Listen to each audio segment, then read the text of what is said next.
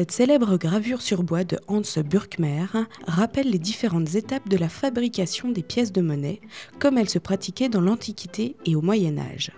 Le responsable d'un atelier monétaire au début du XVIe siècle, probablement au Tyrol, présente ici un registre au jeune empereur Maximilien Ier d'Autriche. La balance, appelée trébuchet, permet au responsable de contrôler le poids légal des pièces produites. Tout d'abord, le métal était fondu dans un four. Les feuilles de métal, obtenues après plusieurs cuissons, servaient à produire des rondelles métalliques appelées flancs, détachées à l'emporte-pièce avant d'être arrondies et ramenées au poids voulu. Puis le monnayeur plaçait une rondelle métallique sur un coin fixe, c'est-à-dire sur une empreinte gravée en creux et immobilisée au centre supérieur d'un billot. Un deuxième coin gravé en creux, fixé à l'extrémité d'un morceau de bois mobile maintenu par la main gauche du monnayeur, était placé sur l'autre face de la future pièce de monnaie.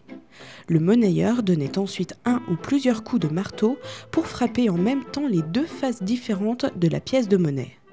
La principale chose dont vous avez besoin pour frapper monnaie, c'est de deux coins.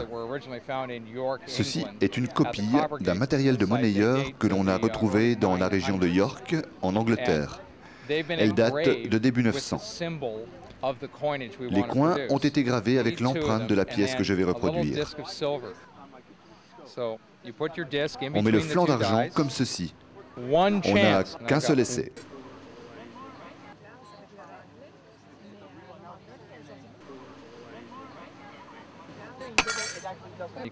Vous pouvez voir la pièce. La reproduction est fidèle des deux côtés, droit et revers.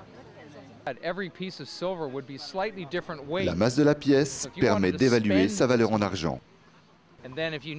Et si j'ai besoin de rendre la monnaie, je prends ma cisaille, je coupe la pièce et je rends ce que je dois. À partir du XVIIe siècle, le balancier, apparu en France un siècle plus tôt, remplaça le marteau. Une gravure de la fameuse encyclopédie de Diderot et d'Alembert permet de comprendre le fonctionnement de cette véritable machine à frapper les monnaies. Le coin mobile est fixé à l'extrémité d'une grosse vis qui descend grâce à l'action simultanée de 4 hommes. Le monnayeur se trouve dans une fosse, plaçant et retirant les rondelles métalliques au fur et à mesure de la frappe précise et puissante. Au XVIIIe siècle, plusieurs villes françaises frappaient encore monnaie. Aujourd'hui, il n'y a plus qu'un lieu de frappe pour les pièces de monnaie en euros et centimes d'euros émises par la République française avec des machines très performantes. C'est à Pessac, près de Bordeaux.